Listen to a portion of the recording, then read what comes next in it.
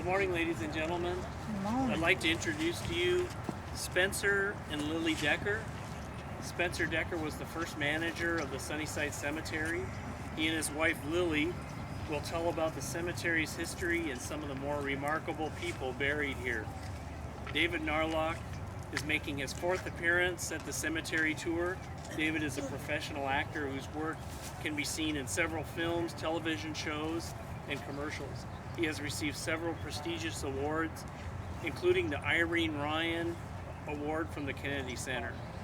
Melelani Satsuma graduated in May 2012 from the University of San Francisco's Performing Arts and Social Justice Department. Most recently, she was seen as Andrea Clemens in American Misanthrope at Los Angeles Archway Theater. Mr. and Mrs. Decker, we welcome you back to a place you know so well. Sorry, one moment. All these people over here. Welcome everyone to my cemetery.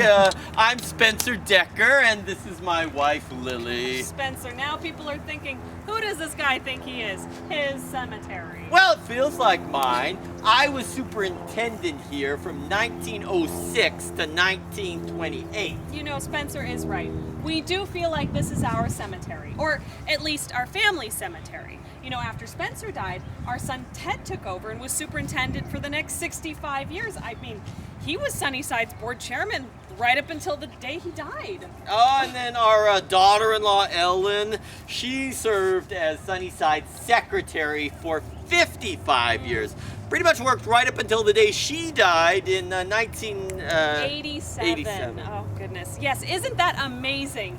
Deckers took care of this place from 1906 until 1987. 81 years. I mean, that's quite a run, wouldn't you say? So you can see why we think of it as home. But I can see in your faces that maybe you're feeling a little sorry for me. Thinking superintendent of a cemetery might be a boring job, or maybe a little ghoulish. Oh, well, maybe it was a little ghoulish at times, but never boring. During the 106 years of this cemetery's history, we've had fights over the oil beneath it, a grave robbery or two, even an embezzlement scandal. And that's not all. Ansel Adams took a famous photograph here, and sometimes we find a chicken without a head, or a chicken head without a chicken. And there's been plenty of movies and TV shows. Yes, not boring at all. Well, I got this job because I served on a board that looked at establishing cemeteries all over Southern California. Yes, as retirees came to California, well, interest in cemeteries really spiked. We were in a growth industry, which is sort of ironic for a business dedicated to death. When the cemetery first opened, some people had cars, but not everybody. Some people got around in a horse-drawn buggy still, and coming from downtown to Signal Hill in a horse-drawn buggy was a major event. Take the best part of a day. Oh, Spencer, speaking of cars, do you remember the Huffman family? Oh, indeed I do. It was 1913. Carl Huffman was taking his family for a ride in their brand new car when it stalled out on the tracks in front of the San Gabriel Mission. Bystanders stood screaming at them to get out, but they didn't for reasons that we'll never know. And the whole family was killed, except for one dear little girl who was thrown from the car by the impact of the train. It was just tragic. Oh, and then in 1918, a grave was robbed. A casket was pulled up and human bones were found strewn all over the... Well, that was quite an event, as you can imagine. Yes, and if you just look around Long Beach, you can see evidence of the greatest challenge we've encountered, oil. When the newspapers started to report on oil under Signal Hill, they wrote about it as pools of it just sitting underground waiting to be tapped. That was quite enticing to many, as you can imagine. Yes, people called this the most valuable cemetery in the world. We had reporters here every day. We had oil company people. We had people dragging timbers across here for oil wells, knocking over the headstones. You know things are bad when you've got armed guards in a cemetery.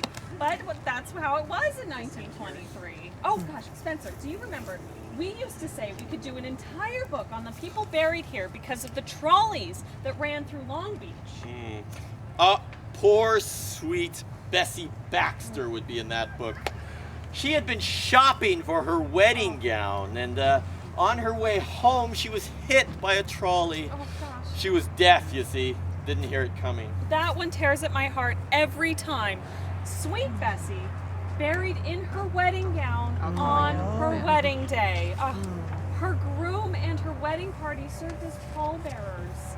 That just makes me cry every time I think about it. And being deaf and on the tracks was also the undoing of Dr. Ray. Yes, and his family put up a beautiful monument that's just on the other side of the cemetery. It's an angel holding a wreath. That's the photo that Ansel Adams shot in 1939. Isn't that lovely? Oh, and Spencer, do you remember there was a boy, Vern Pickle? We used to call him the Daredevil Dandy. Oh, poor Vern. He worked out at the Strand running the roller coaster. Oh, yes. And one day, a girl's bonnet flew off, and he thought he'd try to impress her by retrieving it. Instead, he was knocked out into the ocean by one of the coaster cars. It took 3 days for his body to wash up on shore. Well, by the 1940s, with World War II coming on, demand for oil really spiked, but there wasn't much of it left under the cemetery, and it began to really fill up around here. So things started to slow down. Oh, and then after our daughter-in-law Ellen died in 1987, the board decided to sell the cemetery to Dean Dempsey. Yes, I'm just so glad that didn't happen until after all the Deckers had passed away. Yeah, Dempsey's the one you heard about on the news and read about in the papers. He borrowed funds from the cemetery endowment for improvements. He built the used brick facade down there at the little office near the front gate. He leased a brand new black Mercedes for himself and then paid his former wife a salary of $50,000. I mean, just for the record, Spencer never paid me a cent.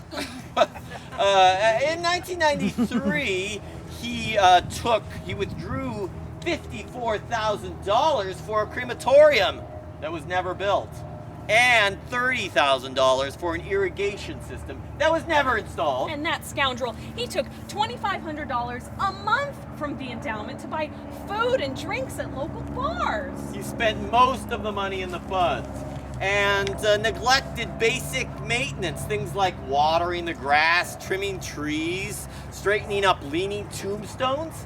By the time it all caught up with him, the fund was gone, and the cemetery was a mess.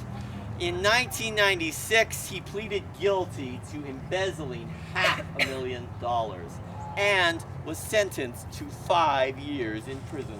And then volunteers, including relatives of some of those buried here, stepped in to run the cemetery. Today, the endowment has been somewhat rebuilt, and Mike Miner is the manager of Sunnyside. You know, the Sunnyside board has asked the city to take the remaining endowment and manage Sunnyside along with municipal next door. Now, so far, city officials haven't agreed, but relatives of those buried here continue to make their case. Yes, well, I suppose you want to know a little bit about municipal, don't you? We don't know as much about it over there, but we know some. Well, we know that its records are much less well maintained than ours. You see, there was a fire back in the 1930s, and the city lost many of its records. Of course, now I guess you guys can all just go on Google, yes, and look up some of the graves over there. Yeah, we don't know when the first burial was in Muni, as we call it. The earliest date on a headstone says 1878, but there were probably older ones than that. Those old wooden crosses don't last that long, as you can imagine. And some people say it was the burial ground for the Bixby Ranchos. Oh yes, and there's a potter's field over there. That's where the city buried people that were too poor to afford a plot, or who died without identification, or family to make arrangements. There's even a genuine mystery over there. There once was a magnificent mausoleum built by Horace Austin for his father. Yes, and there were pictures of it, and then suddenly, whoop, it was gone. Some people thought it was the earthquake, but then when an aerial photograph from the late 1930s emerged with the mausoleum clearly visible, that theory died. Bad choice of words, dear. Well, it's time for you to go visit some of the others. Thank you so much for supporting the Historical Society of Long Beach and for visiting our cemetery. You know, the cemetery is a non-profit organization and relies on donations from wonderful people like you. And one more piece of trivia before you go. If the cemetery looks familiar, you may have seen it in various TV shows and movies. It was the cemetery used in that television show. Joan of Arcadia. And, oh, that robot movie with the governor. Oh, goodness. Terminator 3. Right. And that movie with Christopher Walken and Adam Sandler. Oh, yes, Click. Click. Adam Sandler said that this was his favorite cemetery. Ours too.